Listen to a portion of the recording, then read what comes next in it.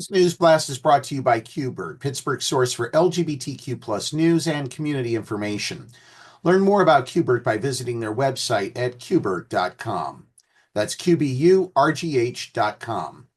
From the PEP Radio Newsroom, this is a special news blast for Saturday, March 15th, 2025.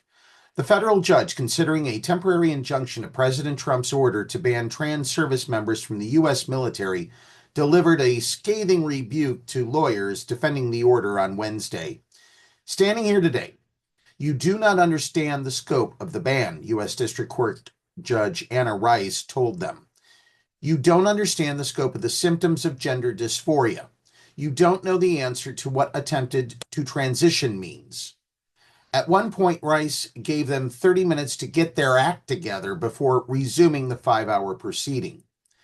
The hearing addressed documents related to Trump's January 27th executive order imposing a blanket ban on trans service members in the military, including a Pentagon memo issued in February that states the medical, surgical, and mental health constraints on individuals who have a current diagnosis or history of or exhibit symptoms consistent with gender dysphoria are incompatible with the high mental and physical standards necessary for military service.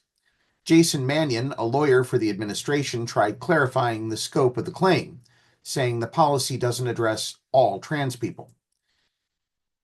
Judge Rice then cited a Defense Department post on X from February 27th, which declared transgender troops are disqualified from service without an exemption. Defense Secretary Pete Hegseth shared the same post from his official account. Do you think you can say one thing in public and say one thing in court? Rice asked. This wasn't some off-the-cuff remark at a cocktail party. The judge asked if Hegseth was using loose language. Mannion countered it was shorthand. I'm not going to speculate that he was just being sloppy when he said that. I'm going to take him at his word, Rice replied.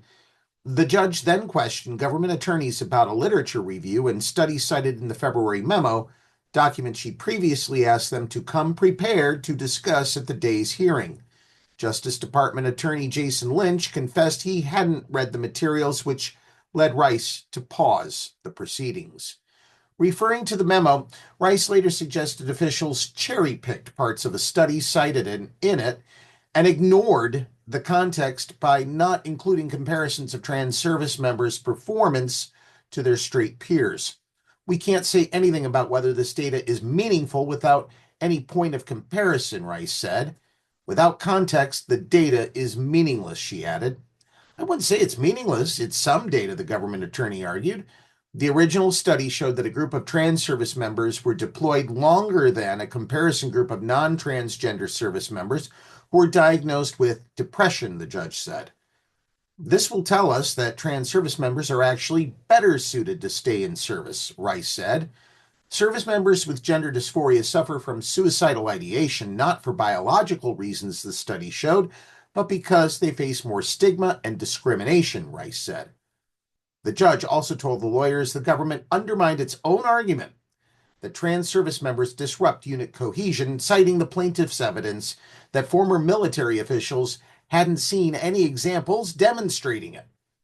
Lead plaintiff Nick Talbot, like every other service member, has been deemed physically and mentally fit for duty, has no accommodation, has had no issues with deployability, and has more service awards than you and I have books in our library, Rice said. Each of the plaintiff's service records is remarkable, the judge continued. You're going to get rid of all these very qualified people who the military has spent millions of dollars into training specialized jobs for no other reason than they have had gender dysphoria or they transition, she added. Rice is expected to hand down her decision on an injunction next week. Our thanks to LGBTQ Nation for their reporting on the impact the current regime is having on the LGBTQ plus community nationwide. Download the Live 365 app to take PEP Radio with you wherever you go.